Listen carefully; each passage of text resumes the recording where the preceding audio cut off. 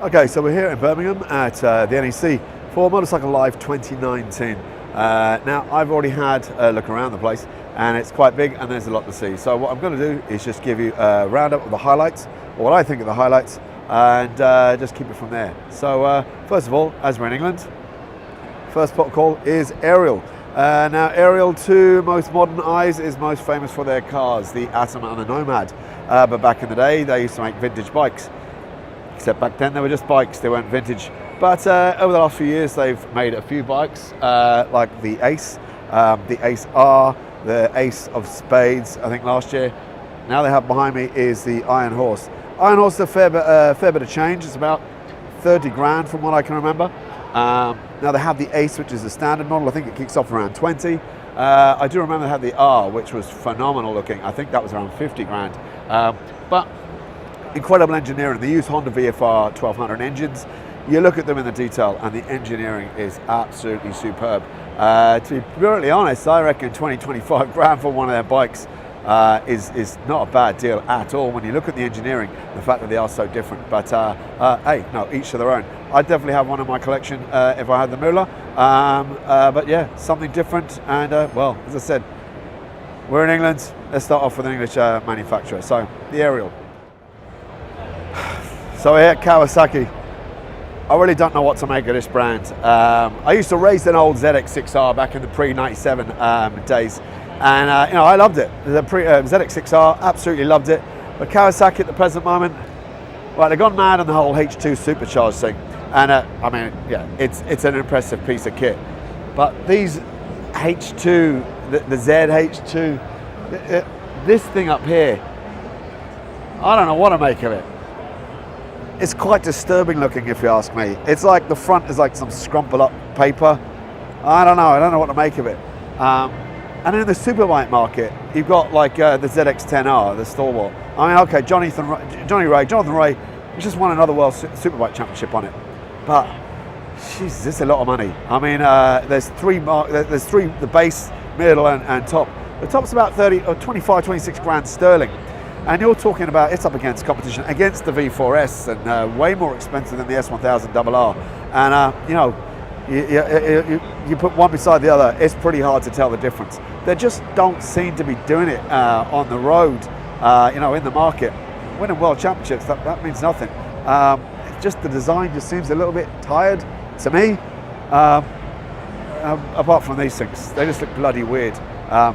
Yeah, they sell other bits and pieces. There's loads of retro stuff and all that. If you're into it, you're into it. Oh, they do have the ZX6R. They still have a 600 in the market, which is great because they're cracking bikes and far better on the track than most leader bikes. But yeah, ZX10R, SPRR, whatever the hell they call them. I really don't know what to make of them. They're not doing great on group tests, and yeah, the current styling of all this, the supercharged stuff is just a bit weird. Sorry, Kawasaki. Right, so now we're on the Suzuki stand, and it's just not going well for the old Japanese brands, in my eyes anyway.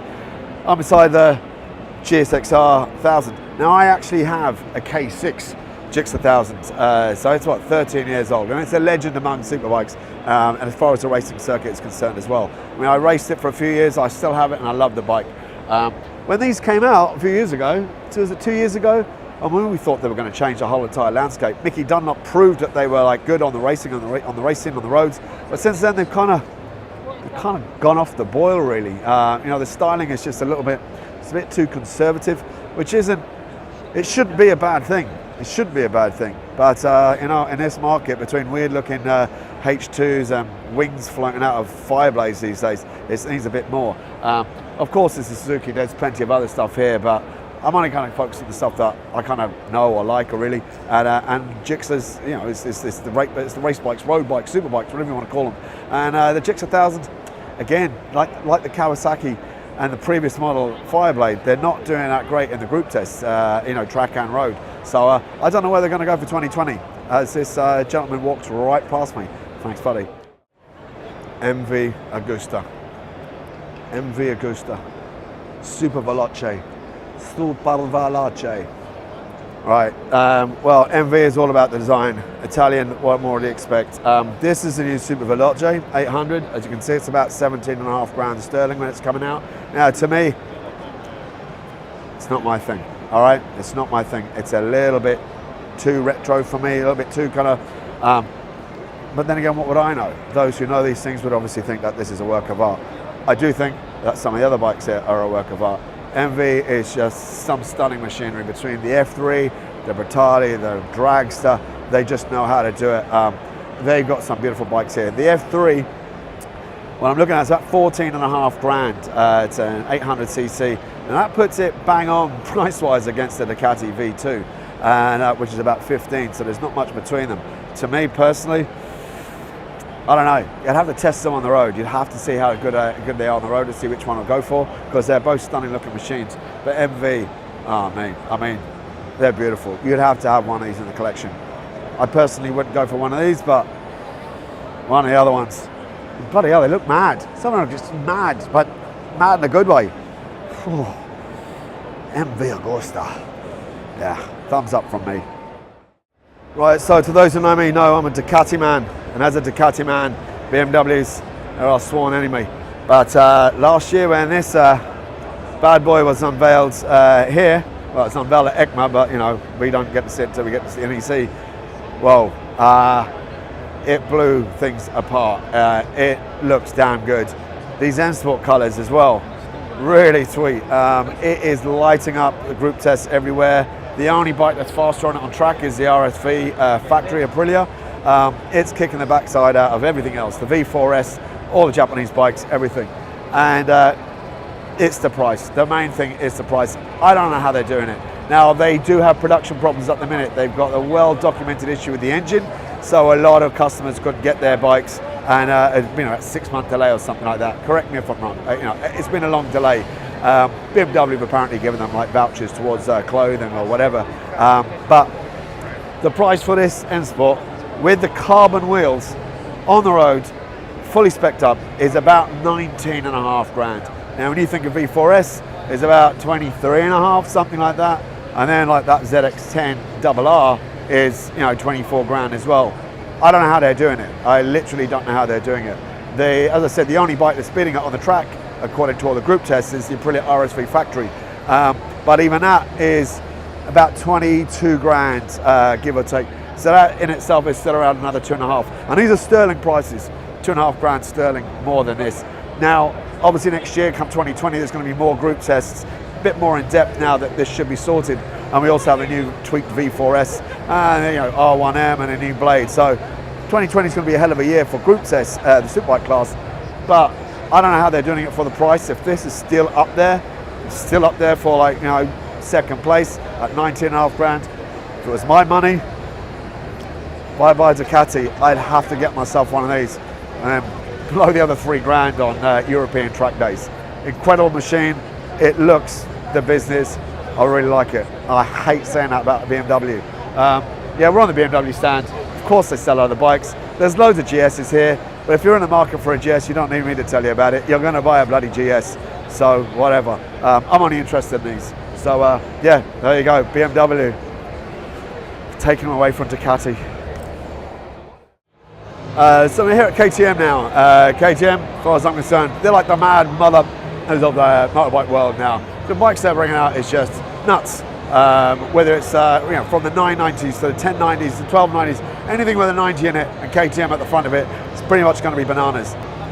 Now I've ridden a couple of like the 1090s and 1190s, maybe a 1290. It's got 1290 GT. Now in fairness, I found that a little bit clinical, but I only rode it on the track. What I'm really interested in is what they're bringing out now, like the 790s and the 890s. Now seeing them in the flesh, I have to admit I'm a little bit disappointed. They look a little bit bland, they look tiny, they look like 400s, you know, and they make a 390, but these things, they look like a 400. You get on it and you're like, God, this is tiny. You start looking at the specifications. They're making like 110, 120 horsepower. That's more than like a 916, a 996, you know, an original blade, whatever, in something that is minuscule. You just know these things are going to be a hooligan, an absolute nutter of a bike on the road or the track, wherever you are. You're going to be beaming. You're not going to want to get off. I'd love to take one of these out. I'd absolutely love to have an absolute dash in one of these, road or track. Maybe someone in Ireland at KTM, give me a nod. Yeah, give us a shout. But mad bikes. I love the way the attitude about them, and you seem to see a lot of the GTs, a lot of the 1290, the adventure bikes on the road now. They're taken over from GSs. Ain't a bad thing really, to be honest with you. Bloody GSs. So KTM, loads of other bikes. You know what they make here. I'm interested in the 790s and the 890s. I think for the real roads, these are the bikes to have. So, but hey, one of the manufacturers, prove me wrong.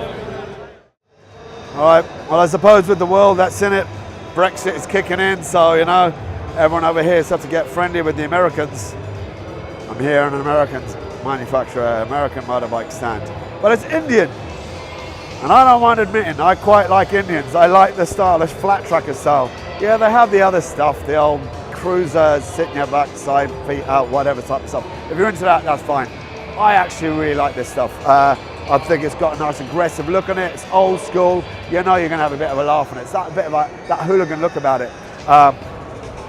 There's one element here. If it was mine, I'd get this one. I'd stick those exhausts on it. But and they're not hugely expensive either. I think about starting off somewhere between 10 and 12 grand for the FGR 1200. It's a 1200cc engine. You're just going to have a smile on these bikes. And who knew? An American manufacturer, which I wouldn't mind owning. There you go. Wonders I'll never see.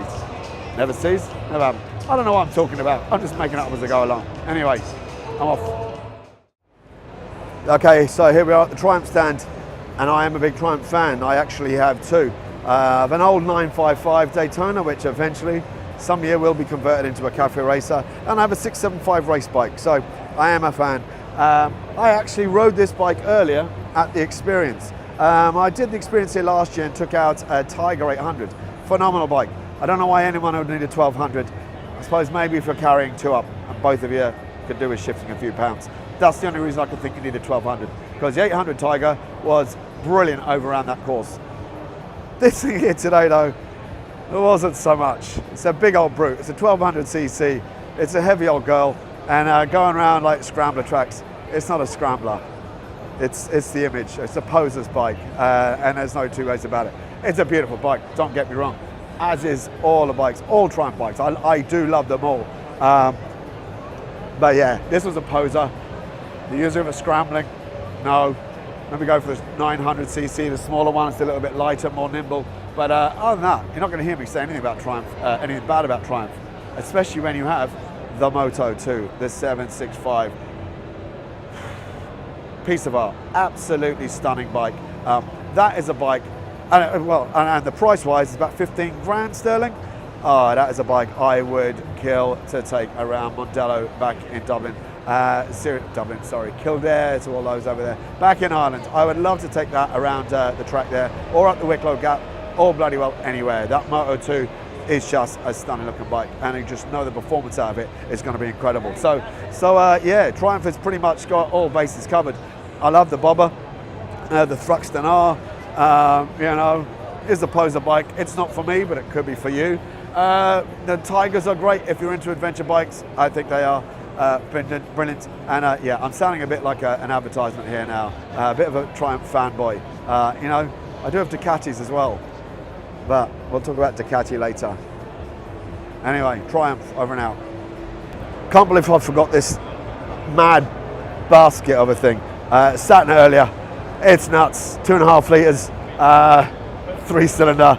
It actually fits nicely. It fits comfortable. I put a smile on my face. You'd have to have one just for a laugh, just for the sheer crack of it. If you had the money, you'd have to have one. Starting around 20 grand sterling though. Worth every penny if you ask me. Yeah, how could I forget about this one? Okay, so now we're on to Honda. Basically, if you're looking for a motorbike, Honda has one for you. No matter what style or type of riding you do, there's a Honda for you. I have a couple of Hondas. I've had Hondas for years. They just seem to be a go-to bike. I'm not going to talk about any of them. The rest of them, between Africa Twins and Brosses or whatever that. This is the one that everyone wanted to come and see. Earlier on in the stand, I mean, it's quite late here now. Earlier on, you couldn't get anywhere near this one. This is the SP version. There's the black basic version over there, and they were just swamped. The stats on it are mad. You've already read about them online. You don't need me to keep going on about it. As I was saying earlier, 2020 for superbikes is going to be phenomenal when they start getting this on a group test with the S1000RR, the V4S, the Aprilia RSV Factory, the R1M, and well, the other two Japanese bikes, which as you've already heard me say, I haven't had great words to say about them between the Kawasaki and the Suzuki. This here though, really good design. I love the pictures when I saw it first, especially when I saw the wings in it. I thought, Ducati, this is what you should be doing. Ducati, they look like just bloody awful, whereas this, really nicely integrated. When I seen it in the flesh earlier then, I was like a little bit underwhelmed. Speaking to someone else though, I think it was because I probably raised my own expectations of it, because now seeing it again now without the crowds around it, it's a bloody handsome looking bike. I mean, it's coming from a Ducati man to say, I really like the look of this Honda. Now this one's quite pricey. This is the SP version, and it's 23.5 grand, but you got all the bells and whistles on it. 218 horsepower, like a phenomenal amount of power compared to the last version, which we all know had the issues with false neutrals and ABS going out, you know, braking going mad. This one could change the benchmark, or raise the benchmark next year. We'll have a crack at it. No doubt we'll see it pretty soon come the new year. I'm looking forward to this one. Chat you later. Harley Davidson.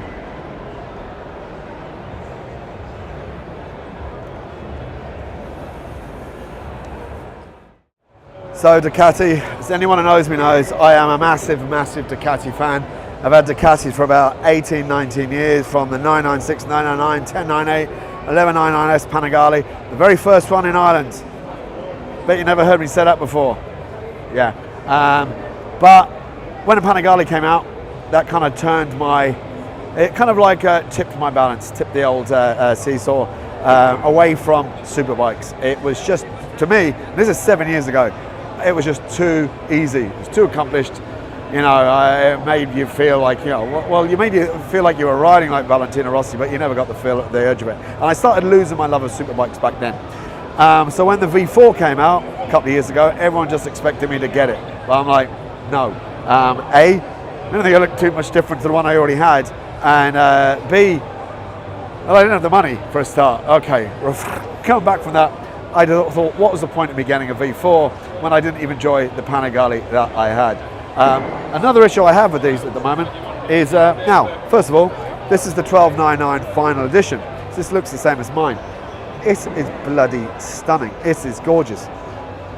But just look at that abomination behind. All right, when the R came out a couple of years ago, was it last year? They had these stupid wings on them. I don't care, they look stupid. They look like something out of Halfords. You wouldn't even get them from Alibaba. They look bloody awful. So yeah, I wasn't a fan of it. When you think the Aprilia RSV Factory can integrate them so well, how can Ducati not do it? Even now, Honda, the Fireblade, can integrate them. So I didn't like it. And now for this year, or for the 2020 model coming in, they've stuck those stupid plastic things on the S model. So I have zero interest in the V4S. It looks stupid. I'm never going to enjoy it the road anyway. I'm sick and tired of superbikes. Although that RSV Factory and the S1000RR could tempt me back. But anyway, yeah, so my love affair with Ducati kind of took a bit of a hit until the V2 was announced. So when the V2 was announced, I started reading the statistics on it, reading the specification on it. And the power and the weight seemed very familiar. So when I kind of Googled it, it's very close to the old 1098. Now, I loved my 1098. For me, it was like that last of the analog bikes where you really had to work for it. There's no traction or anything like that. Now the V2 does have traction control on it, but I guess it just allows you to be a bit more of a hooligan. I would love to actually have a spin on a V2. It's 15 grand sterling, and we've already seen there's a few bikes in and around that price, which could, like, you know, give it a run for its money in a value contest. But I really like it. It's an interesting prospect. It's going to be as quick as any 200 horsepower, 210, 220 horsepower superbike these days. It's going to be as quick as any of them on the road, if not quicker, and just as quick on most of our tracks to the average rider. So V2 is something I'd be very, very tempted to ride in the new year. I'm not bothered about the V4, although this. The other thing as well is the new V4 naked, what do they call it, super moto, hyper motard, hyper, the naked version of the V4 with not 2 stupid wings but 4 stupid wings. I'm not a fan of naked bikes anyway, but by Jesus, that is the stupidest looking one yet. Are they supposed to try and keep your nose down, like, you know, when you're... I mean, I thought the purpose of a naked bike was to try and get the front up as much as they could, not try and keep it down. Anyway, listen, I've spouted on enough about it. I love Ducati. I still love them as a brand. I'll go back and get 916, and I'll get a 1098S in the morning if I could. The V4 I won't bother. V2, getting a thumbs up from me. But the V4 naked thing, whatever the name of it, I don't care. It looks stupid. 2 plastic fins is stupid. 4 is even worse. Sorry, Ducati. Still love you, but you know, you got to sort your act out. Aprilia, the RSV4 1100 factory with properly integrated wings. Ducati. You see these things? Saw this last year. I went, oh my word, this is an absolute stunner. I love everything about it. I think it looks absolutely gorgeous. This thing is kicking it in all the group tests. Every group test we've seen so far this year, between this and the V4S and the new S1000RR, this is the fastest on track. And we're not just talking by hundredths of a second. It's nailing it like by a second and a half. Inevitably, the S1000RR is coming in at second, and the V4S coming in third. Or one came in joint third with the R1M. That's another story. This thing here is, I would get it if I was going back to a superbike again. You know, and I know I whinged about it earlier about losing my love for superbikes, and they're just too much for the road, and they're not much crack anymore, not much fun. I think I could be persuaded. This and the S1000RR, I think I could be persuaded. Although having said that, as I mentioned earlier, the S1000RR is about 19.5 grand. This thing, price isn't there, but it's around 21.5, 22 sterling. So as I said earlier, it's about 2.5 grand sterling more. And that's a hell of a lot of track days. That's a hell of a lot of European track days. But my word, you got that V4 as opposed to the inline 4, and you know what, that could well be worth an extra couple of grand. I love it. It is the quickest, and you know, a second and a half on the track, you know, for bragging rights. You know, we're men, we have like issues, you know, this will kick it. Yeah, if I was tossed up between my favorite Italian bikes, the Ducati and Aprilia, it's this one here now. Envy Augusta for style, but this is definitely taken over from Ducati. They also have loads of other bikes. Oh, one disappointment I have with the show here is they missed out on the RS660. I think it's the RS660 again. We didn't get it last year when it was unveiled at ECMA in Italy last year. Now, it was a bigger unveiling at ECMA this year, just a couple of weeks ago, like a production-ready model, and it's all coming out. And I mean, that one is really, it's about 105, 110 horsepower. About 110 horsepower, which is not a huge amount, but again, a reference back to like the Ducati 916, you know, that only had about 109, 110, you know, and no one ever complained about a lack of power on that bike. You know, and being a twin, it's effectively half this engine. But do we see it here? No. I was chatting to one of the lads here, and basically it's not a priority over here. I guess they just want to push it in Europe first. You know, just Aprilia is not a huge seller over here. So really unfortunate. That was a bike I really wanted to see. I thought that would be an ideal road bike, a bike that you could genuinely have proper crack on the road in the real world. But alas, we're not going to get to see it again. So we can fawn over this and the Nakeds, the Brutalis, whatever. And you know, I suppose that's not too bad. It's a lovely feeling bike sitting on it. It's you know, it feels great. When you consider when I sat on that V4S earlier, purely for research purposes, with those Halford things sticking out. Do you know what I felt like I was looking down at? I felt like I was looking down the dash on a GS, BMW GS. It was so wide. Don't have that problem with this. I'd have one of these. Love it. Okay. Not much more to go. Off I go. See you later on. So here we are on the Yamaha stand. And Yamaha, like so many of the manufacturers here, if you want a bike, they have a bike for you, no matter what you're into. Adventure bikes between the Super Teneres, kind of the MT-09s, MT-07s, and you know, commuter bikes. But what we have is the R1M and the R1 over there, the standard R1 over there. Now, I actually have 2 Yamahas as well. I know I've already said I have a couple of Triumphs and I have Ducatis and Suzukis, whatever, but forget all about that. The Yamahas aren't exactly that expensive, the ones I have. One's a 1995 Super Tenere, worth about a tenner, and my other one is an SZR 1000X Up, which will eventually look good. But forget all about that. Here we have the R1M. Now, this is probably the best Japanese bike out there at the moment, although Honda may argue about that next year with the Fireblade when it starts hitting the road for the track tests. Really interested in looking at that one. The disappointment of the Suzuki and the Kawasaki, I don't even think they're in the picture. We all know that the R1, especially the R1M, is a serious piece of kit. One of the group tests of this year, which pitted the RSV factory against the new S1000RR and the V4S, the previous generation, the one that's just going on this one, came joint third fastest around the track than the V4S, the Ducati V4S. So God knows how this is going to be in the same circumstances. And you know, the R1 has an iconic look about it. Suzuki and Kawasaki seem to be still looking. Honda, I'm a bit, you know, it's just a little bit kind of like, you know, bland. But this, you know, an R1 when you see it. And this, you know, the sound of it, you also know the sound of it, just like a Ducati. It's an iconic sound. Really looking forward to seeing this one on the road and the track next year. Money-wise, this is the R1M. This one I think is 22,145 sterling. When you think about the SP2 Fireblade, is a couple of grand more than that, more than a couple of grand more than that. You know, this could well be a bargain. But then again, having said that, and I keep bringing it up, the S1000RR is only about 19 and a half, just over 19 and a half. So is this a couple of grand more than the S1000RR? It's yet to be seen. I really like it. I think it's a gorgeous looking bike. There's carbon effect on it. The sound, you know, is going to be awesome. Next year is going to be a cracking year for the Superbike contest. So, right, I'm out of here. Bye-bye. Okay, so I'm closing out my trip here at the NEC at the Norton stand, and this was the one that kind of stole the show for me, and not for all the right reasons. We have the two V4s down there, the SS and the RR, absolutely stunning looking bikes. We're all hoping for them to do better at their Alaman TT with McPint, and but the Superlight, which is that one there, don't be confused, I'll get to it. We saw it last year, thought, God, stunning bike, that's absolutely gorgeous. That would be serious crack on the road. And you know, and the track being only a 650, you know, it has that great balance of like a bit more power and weight that you need. I had a look at this when I came here. I didn't even hear about it. I'm looking at it, I'm like, oh yeah, that's nice, that's interesting, you know. Look at the spec sheet, 50 grand. 50 grand. Okay.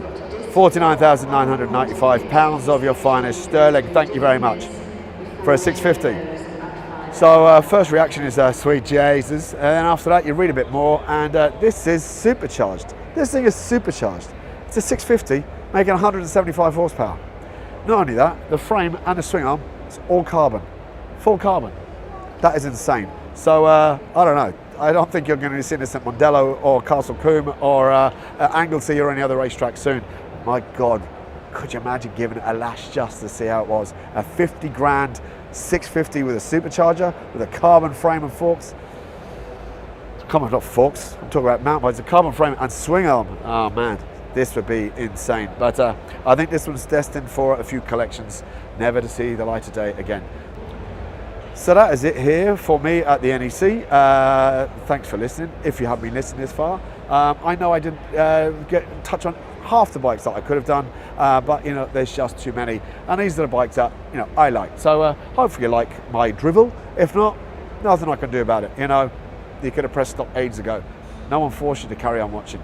All right, out of here. Take it easy. Bye bye.